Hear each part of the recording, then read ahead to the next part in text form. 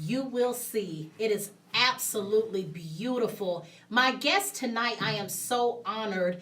Born in 1983 in the town of Somers Point, New Jersey, Daniel Doster-Mann is a singer songwriter recently dubbed as the Ambassador of Hope. Daniel wants to spread hope, love, and healing to the entire world through his music. I'm going to stop right there, okay? Wow. Because Praise that God. is a mouthful. First of all, in a time where things seem so hopeless, Daniel, I first want to welcome you to my Thank you so show. much for Thank having me. you. It is my honor to be here. Thank you so much. Listen, it's Thank you. my honor having you here. You came all the way from New Jersey to Atlanta to be on this show, and I'm completely honored. Wow. And Wow. God is so amazing in everything that He does, because when I got here today, it was just one of those kind of days, nothing man in this world wanting to spread healing Yes. and love, Yeah. which is always the commonality of what the church says we want to do. But sometimes we fall so short in that do. area, in just loving somebody Yeah. and just providing hope. Yeah. I want to know before even this came about, how did you know that you wanted to sing or be in music? Oh, music was in me from back in the day. Really? When my mom played Prince albums and Whitney Houston albums all around the house, and I was singing along with the radio at 6 years old. Music has been in me since God created me. Amen. For music. But I knew there was something different about singing a song that is a hit or that's bound to give you bound, and versus a song that's going to speak to somebody's soul in their heart. Amen. And once I learned that God gave me the gift to do that, then I've been spending my days pursuing that. That is pursuing that. Yeah. That is awesome, because you hear people all the time. What do they say? Many are called, but few are chosen. Yeah. And a lot of times we don't even accept the call. Yeah, that's how you become chosen, is when you answer the call. Exactly. That's the difference, yeah. And there really is. So my thing is, at what point in your life, what allowed you to be able to take it? Because I know you don't just wake up one morning and want the responsibility of wanting to change lives or provide hope for people. What was it on your journey that made this your overall purpose? This is what I want to do in my life. That's a big question. That would be, but I can sum it up by saying that I've been through a lot. I've been rejected. I've been hurt. And instead of allowing that to make me bitter, I told God when He healed me that I want to make sure that I treat people the way I was never treated. And can you say that again? Because right there, that just gave me goosebumps. I made a decision to just treat people the way I was never treated. I remember the days when people just overlooked me and said, who do you think you are? Yes. And that look I must have had on my face, because every time I see somebody in the same situation, I begin to have compassion for them. My dad, I recently lost in September. He would always tell me, he's with God, he's better off than we are. Amen. He always told me, when you get up in the morning, you pray for love, mercy, and compassion. He said, God, fill me with your love, your mercy, and your compassion. He said, don't ever leave the house, leave wherever you are in the morning without praying that prayer first. So it takes practice in prayer. You know what I mean? And now, what I was saying about my music, I was having a conversation with my artist buddy, Chris. I said, I can't do a song to try to tell God how people feel. I want to tell people how God feels. So what you will see, I'm giving you the God perspective. So it's, God anointed me and created me this way. He dubbed me this. I can't really say it was a moment I decided. I made the connection in my relationship with God to tap into my purpose. And my purpose is to give the world hope. He called me the ambassador. I didn't dub myself that. He dubbed me the ambassador of hope. And I don't take that lightly, because that's not just on the air with you. That's right. wherever I go. That's right. I have to make sure I'm prayed up in the morning, because there are several encounters I have during the day. Yes. To God be the glory, and it's not a boast. I was in the airport when I first got to Atlanta, and I was waiting for my ride to pick me up, but I was there for a while. And I happened to sit down, and this man I put on Instagram that God sparked the conversation. And I began to minister to him. And he not only did he get a book, but he sowed it into my life. He said, I don't know who you are, but I love what you're doing, and I want you to say, here's a seed. So if I hadn't been obedient, I wouldn't have, and even I'm grateful for what he sowed, but it was more so that God was confirming and being a blessing. But it was more so that God was confirming that I was where I was supposed to be. Amen. And there's nothing, sweeter than that. Isn't that beautiful? And before we even got on, you were talking about the actual trip here, and we were talking about airplanes and just the love that we have for being in the airplane. And I love what you said, because I told you, for me, it represents impossibilities. It So, represents that, when they created it, they never thought that it would go up in the air, Yeah, something that that heavy. heavy. And now it's like one of our major modes yes, of it is. transportation. And it's the safest way to travel. It really is, and Yeah. I told you my favorite part is when we get to the runway and we're about to shoot off, because I feel like at that particular point we're about to go into the unknown, and you're so excited about what that means. It almost means like anything is possible. Then you finished it to say, when you're up there, what did you tell me? When you're up there, you have no control. You have no choice but to trust God. It's once you leave the ground, it's out of your hands. What the outcome is what the outcome is. Amen. But being, what That's God right. says the outcome That's is. our faith. That's our faith. And that's That's such our a beautiful way Yeah. of looking at Yeah. it. So- And I can see why everywhere you go, you bless. But listen, I tell people all the time, favor not fair. No, it's not. It's Okay, not. It's and not. people get upset. I remember one time and I never have had an envious spirit. I never have. Yeah. I praise God. I Yeah. got a lot of other stuff going on, but envy was never one of them. I Okay, know that's right. I know but that's right. I remember there was a lady that I used to be friends with, and I used to always say, "Oh my God, she has so much favor. I wish I had that." And one day she told me, "Be very careful what you ask for, because you don't know the price I paid to You don't get know the it." cost of the oil. Vegas. My alabaster box. Yeah, absolutely. You Amen. definitely, and I have to remember that sometimes when I see friends that are further ahead than me. I'm like, well, why can't? It's like, you think they Zip just it. wake up, blessed? Like, there's Right. a cost. Right. There's a There cost. is. And There when is I a cost. finally got that, the pain that went with that is very, very hard. And we were talking about transparency. Yeah. In this walk with Christ, when you talk about healing, in order to heal, Yeah. you must be transparent. You have to be. You have to Because be. in order for someone to be blessed above all, literally, you have to be able to share your life with someone, because a lot of times when people are hurting, they think they're the only ones going through something. It reminds me of the word, and God has been, it's funny you said it because he's been dealing with me. He said, we are overcome by the blood of the Lamb and the words of our testimony. Your testimony, you'd be surprised at how many people are going through some of the same things that they just talked about. Amen. But nobody in this generation seems to want to be naked Yes. and ashamed. They don't want to be put on blast of the Yes. fear of being taken advantage of or being scorned when you really, we'll get to that. But, I know, I can't wait though. but that's it. And then on top of that, people real recognize as real. People these days, you have a generation of people that recognize something real. Yes. You can't be fake. Yes. They'll spot it 20 miles away. I'm telling you. People are like, oh, you can't talk to young and thugs and all that. I said, all I can do is be real. That's right. And then that's when I connect with That's people right. that I would never normally connect with, because I'm real about my walk. I'm real about what God showed me. I'm real about my testimony. I'm real about what God showed me to overcome. Yes. And I'm not afraid to share that. And let me tell you, I even have to learn compassion too, because I get so frustrated, with the people who, they can quote every scripture in the Bible. yeah. You say hello, one little hello. The next thing you know, they did, all to God be. And I'm not Yeah. saying you don't give benevolence or whatever, but some things are just overkill. It's just becoming a cliche. And actually, cliche. you can tell the difference. Yes. Like I say, when someone gets up here and sings, I know the difference between a beautiful song and a hit and the anointed man of God. Amen. When I can resonate with what you're saying. This talks about just a look at the journey of my life from childhood, dealing with molestation, Okay. dealing with choices I made sexually that I shouldn't have made, but God healed me and kept me. And it talks about me being used in the church, but not knowing who I was. So I allowed church to build my persona. I allowed my love, my loyalty, and my commitment to be abused because I didn't know who I was. I had issues with my dad. I had issues with my mom. So it was very easy for me to be taken advantage of because people in the church and jobs and things like that were offering things that I didn't get growing up. So whenever there was an opening, like a family opening or hey, come with us, we'll validate who you are, I ran to it. And that's what a lot of my brothers and sisters are dealing with now. They've given their lives You better say to it. ministries and jobs and places and people with hopes of being validated or Yes. being told who they are or being some inkling. But it's going to lead to devastation, and it's going to paralyze. I can go into so much about it. It's going to paralyze you when it comes to pursuing the purpose that God placed inside of you. You know what I mean? Yes. This book is for anybody that's ever heard, I'll make your dreams come true if you make my dreams come true.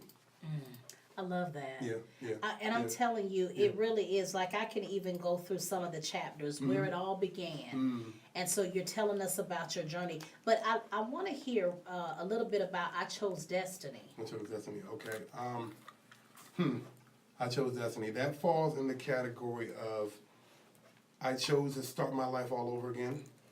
When I was so, for the people that I was serving, I was so connected to them. Like we were bonded in the spirit. Our hearts were knitted together, but I had to let them go. Yes. And with letting them go, being so dependent on them, and I had to let them go, I basically had to start my life over. It's like somebody being divorced and having to rebuild their life. Yes. But I chose what God had for me personally. Not just collectively in the body, because he has some, but what the vision, this purpose that he specifically designed for me, I decided to pursue that. But I had to start over, and I had to build my relationship with the Father, because I built my relationship with him through people, and they were in the way. Amen. So I started to get mad when I was walking through Florida with a suitcase and nowhere to go, and I got mad at God, like, why if I served so well for 6 years, God, why am I here with nothing? And God said to me, and it changed, it was a paradigm shift in my life. He said to me, why is it that every time something goes wrong, you turn against me? He said, why can't you use this season to embrace me and get to know me and realize that I'm not doing anything to try to hurt you? And I made a vow that day never to blame God again when something went wrong. But now I ask God for instructions. Okay, God, I don't know what's going on. Tell me what you need me to do. Amen. So that was the resurrection of dreams and things that were dead that I put to the side for other people, and that was my relationship one-on-one with God. That me learning who he was showed me who I was. Amen. And then I fell in love with him. You know, I tell you, there are so many people that are hurting right now from that very scenario. absolutely. I mean, to honestly, I know a lot of people who we do seek validation Yes, absolutely. from all kind of things, you know, and at the end of the day, if you do not know who you are, you will forever be lost in You will that, forever because be lost. people, let me tell you, they a cycle. fickle, It's a they're cycle. fallible, Yeah. they're Yeah. gonna hurt you. Yeah, I tell they are. people all the time, they get mad at me for saying that, but I'm like, the reason I try to tell you you're gonna get hurt by people is because we're not perfect. Yeah, Whether yeah, they yeah. intentionally mean to or whether And they that's what don't. I said in the book, whether it Thank was you. intentional Or or not, it unintentional, happens. it happens. It happens. And you have to be somewhere strengthened Yeah. to be able to understand what that is for your life. Yeah. And it took me a long time to realize what counted all joy is. Yes, You know, yes. sometimes you hoard things so much Yeah. and you're so fearful you don't even live. You know what I'm saying? God is not about that kind of fear. There's liberty There's in liberty. him. And Yeah, liberty is absolutely. freedom. Yes, it is. Yes, And it is. when you're so, when you're able to know who you are in him, no one can condemn you. No, absolutely And that not. is a beautiful And sentiment. that's where it is. And I like what you have a title, In the Inner Circle. What is that about? That's when the ministry I was in, I was serving the pastors. I was their right hand person. I was right there. I saw everything that they were dealing with. I was a liaison between them and the people. Okay. So I served them, but I couldn't talk about what I was struggling with. Yes. And then I was ministering to the people, but a good chunk of the certain groups in the leadership hated the spot I was in because I knew them. I took on their spirit. I studied them. I watched everything. So I was a man. But, at home, I'm kicking over bottles because I'm passed out from drinking all night because I couldn't handle the pressure of being what they needed. And then I was basically screaming, but there was no sound coming out of my mouth because I didn't want to pull on them. But I couldn't be anything but trim to the people. And the leadership, I couldn't open it in because they were looking for an opening to take me down. Yes. So this is my story in the inner circle about how I served and the person I became. I became so arrogant. I stabbed my brothers in the back. Whenever somebody was in the circle that I didn't want in the circle, and I caught them slipping, put them on blast. Yeah. So it was the kind of person I became, but I was celebrated for that kind of behavior. I was celebrated for that because I served so well and I kept everything tight. I kept my sin in the dark. I kept everything, but I was dying slowly. Yeah. I didn't know who I was. I put my dreams on hold. I wanted to be a singer and a songwriter and all that. I put all that down. I didn't know. I was so bent on going where they were going because I was promised a seat at the table with them. But the thing about it, I have a man of God now up in Jersey. His name is Reverend John H. Martin. He said, people want to serve, but nobody wants to be treated like a servant. And that's what, and that was one of the big shifts I had in the last couple of weeks. I was like, wow, God. And I kind of think that it falls into that category as well. But at the same time, it was a great place because I was grateful to be used, but it was a rough time because I had no control. And I think that's one of the biggest things. We forget that the control is God's. Yeah. Like, we want to take on everything, Yeah. and we want to shift and think something is going to happen. But I tell everybody, anybody that I come in contact with, if we had that much level of control, we'd already be where we wanted to be. We would. There's something that we do have to submit to. Yes. And at the end of the day, if we're not real and transparent about that, then we forever chase nothing. It's almost like going in that wheel. That's a proverb. It tells you to seek after counsel for any type of endeavor. Yes. So that is scripturally Amen. absolutely. In this book, in that same chapter, I talk about how it's to serve somebody means you have to submit.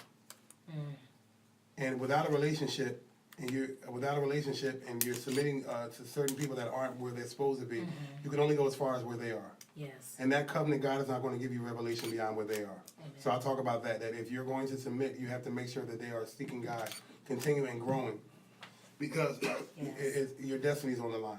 Yes. You know what I mean? And I'll talk about how you have to, if you want to serve, but know that serving is a rewardless job. It's a thing. You have to serve it, and that's a sacrifice. Hold on. You better say that again. Yeah. Because, and I have to tell myself this too. Yeah. When you give and when you serve, it is with no expectation of anything. You're invisible. That's what God And I wants said you in to the be, book- where He wants you to be. And I said, if that's what if you're seeking out something different than that, then that's not where you need to be.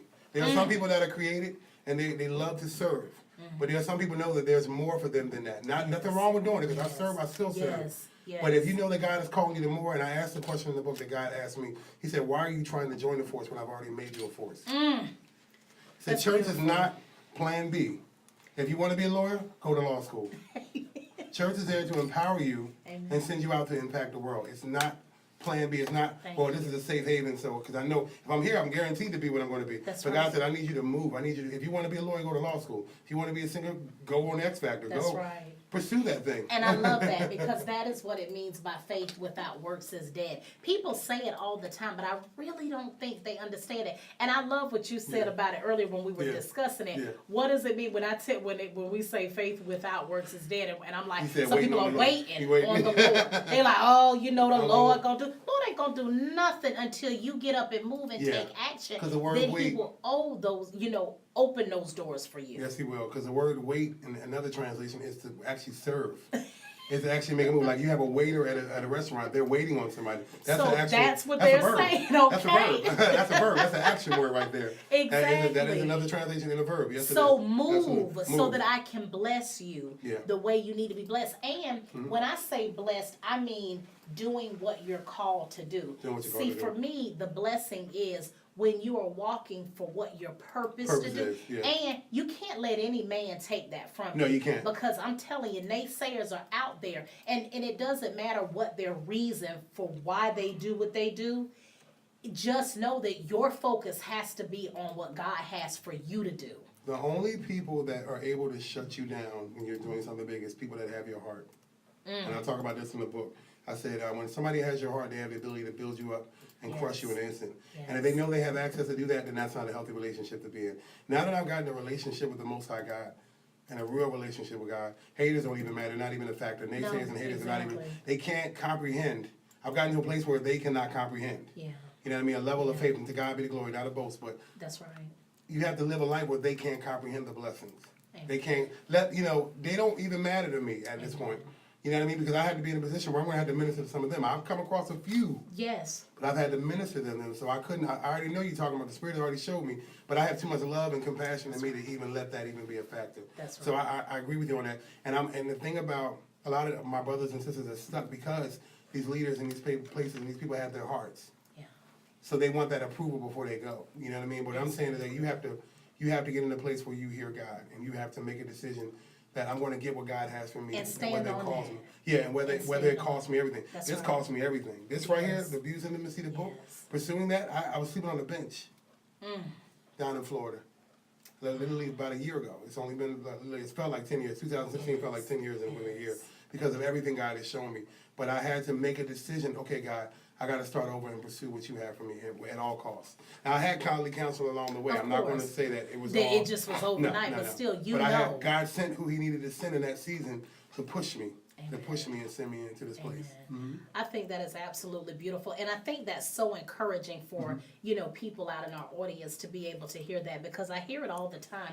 They get discouraged. They feel like they know what God has told them, but of course they have an inner circle that tells them different. But like I tell people all the time, some people have their own ulterior motives, and that's another reason why you have to be very careful about what you're allowing to receive in your spirit. Yes, When absolutely. God gives you something, it's a hold on to it. wrap. Yeah. It's what He said, and that's what's going to happen.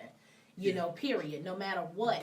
And no matter how it looks, because sometimes He'll test you, just to make sure, where's your faith? Where where Well, we at? this is it's funny you said that, because this is the season we're in the world, and it's end time. These things are happening with Donald Trump and the LGBT rulings in the Supreme Court, and all these things happening. They're designed by God to show you where people's hearts are. Yes. I had a lady that worked with a gentleman for years. She's black, he's a white guy, and they worked as cooks beside the other lady. She said he never really said a word. But when Donald got into office, he started saying all of them. She said, I've been working next to this guy for 23 years. I had no idea that was on the inside. So these events that are going on right now are showing you where your heart is. Yeah, definitely. It's when you... And I'm telling you, it is testing people too, because a lot of times we can say, and we could go into a whole other show when you talk about the different cultures and different things like that. Yeah. But a lot of times we do sit here and I love my brother. I'm my brother's keeper. Yes. And the minute you feel like, you feel in some kind of way, you're so prejudiced against anything that they do that is unlike anything that you do. No one, to me, it's well, I will say this. Irresponsible media Okay. allows us to think that everything is so divisive and divided, when literally those are very small pieces of a major puzzle of people who are just tired of hate, period, on any level, whether it be against blacks, whether it's against, Spanish people, whether white people, women who feel, targeted. At the end of the day, there's so much more love out there, but irresponsible media is not going to show that. It's going to keep us at odds with one another. Yeah. It's going to make us continue to feel like, no one has our back and this, that, and the other. It is up to us, the few of us that know unconditional love and do operate in empathy, to be teachers, to be leaders, true absolutely. leaders who don't mind serving and getting in the trenches, but being responsible and doing it in love. I just don't feel like you always got to get your point across through war and hate. I just don't. Have to. You don't have You to. know what I mean? But when it's all people know. You know what I mean? Yes. I think as believers we have to get acquainted with deliverance and healing and love. We do. You can't really voice it if you're not acquainted with it. Like Amen. I got acquainted with the healing, God's healing, instead of just wallowing in my hurt and pain and being a victim forever. That's I made right. a choice to get more intimate with God and embrace what's on the other side versus staying. It's a choice. It's It a choice. is. You have to embrace. You have to get acquainted with healing and deliverance and things like that, and and stay in that place where you can grow. So Exactly. I agree. Well, I would just like to say this has been absolutely beautiful. It's been I wonderful. still want to continue talking with you. We're going to take a brief Okay. break. You guys, we are listening to Daniel Doster-Mann, and he has been phenomenal. He is the author of Abused Intimacy. I really want you guys, especially if you have been touched by the interview tonight and any word that he's given, you can definitely tell he's a man of God, and I would love for you to support him and just get this for yourself for healing physically. Can I just speak to that person? Please. Real quick? You have a wall up right now, and you don't have vision beyond that wall. The reason why you're frustrated and you're stuck because you know that God has way more for you than what you see. There has to be a point where you seek God and begin to plan out what it is He's purposed you to do. So that way you have vision beyond where you are. Because we feel stuck when we don't have a vision beyond where we are. That's where the frustration builds. And then the enemy comes in and you begin to target the wrong people that love you and everything. And you don't mean to. It's all misunderstandings. But you have to know that there is a purpose and a vision that God has designed specifically for you. And you have to tap into that so you can see beyond where you are. I can work a 9 to 5 if I know God purposed me for more. I can serve in church happily if I know God purposed me for more. Get acquainted with God and begin to tap in to what it is that He designed specifically for you. And there are people that you're serving and everything. If they love you, they'll let you go. If you Amen. fall, they'll let you come back. Amen. So there's nothing really stopping you. Just communication and righteousness, saying, I have to see what God has for me. I have to go in this direction. Amen. Amen. Amen. Thank you so Amen. much. Amen. You are listening to the Angela Foxworth Show right here on 108 Praise Radio, and we will be right back in just a few. Wow. That's good. Wow. Amen. Amen. So glad I met you. I'm so glad I met you.